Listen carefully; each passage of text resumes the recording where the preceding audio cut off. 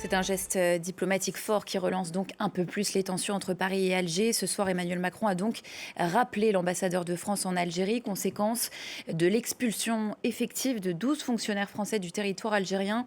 Ils sont actuellement en route pour la France, selon une source diplomatique. Paris accuse Alger de prendre la responsabilité d'une dégradation brutale des relations bilatérales. On écoute le ministre de l'Intérieur, Bruno Retailleau. Maintenant, l'Algérie, en réalité, est au pied du mur. Elle a deux choix.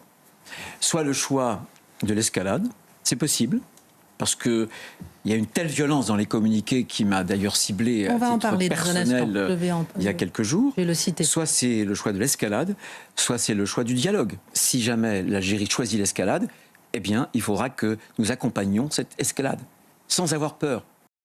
Alors, est-ce bien le cas? On en parle avec Emmanuel Alcaraz, auteur de France-Algérie, des stratégies en espérance. C'est aux éditions Goliath. Bonsoir à vous.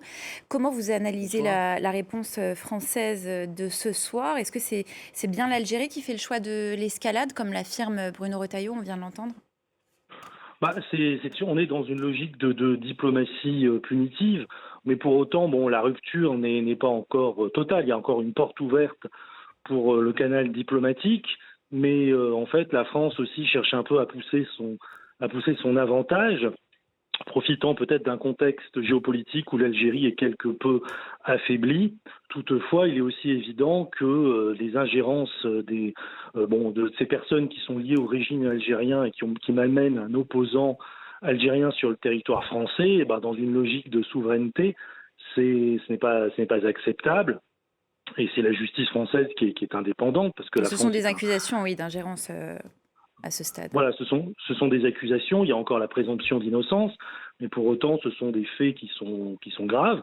Et le régime algérien a choisi de riposter, alors qu'il y a il y avait eu des contacts entre le président Tebboune et le président Macron. Le ministre des Affaires étrangères, M. Jean-Noël Barrot, s'était rendu en Algérie. On pensait à une accalmie, mais tel n'est pas le cas, parce qu'en fait, il y a quelque chose de profond dans la relation, quelque chose de profond qui est abîmé dans la relation entre ces deux pays, ces deux États. Et puis, Alors oui, justement, Paris compte expulser à son tour 12 agents algériens en France. On est vraiment dans le œil pour œil, dent pour dent. Jusqu'où peut aller cette escalade?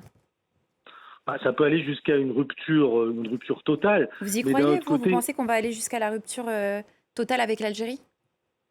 Je ne pense pas, parce que je pense que le président Macron, a priori, souhaite maintenir une coopération. Il ne veut plus revenir sur l'accord migratoire de 1968. Mais pour autant, ce qui a mis le feu... C'était un souhait de Bruno Retailleau. Oui, mais il ne veut pas supprimer cet accord. Par contre, le président Macron a déclaré récemment que sa déclaration comme quoi il y avait la souveraineté marocaine sur le Sahara occidental sa reconnaissance était irréversible. C'était un fait, quelque chose sur lequel il ne reviendrait pas. Or, c'est quand même ça au départ qui a mis le feu aux poudres, qui est à l'origine de la dégradation de la relation entre les deux pays. Après, M. Retailleau a cherché, il y a la politique intérieure, il a utilisé cette affaire aussi peut-être à des fins de politique intérieure par rapport à son propre calendrier, son propre agenda politique.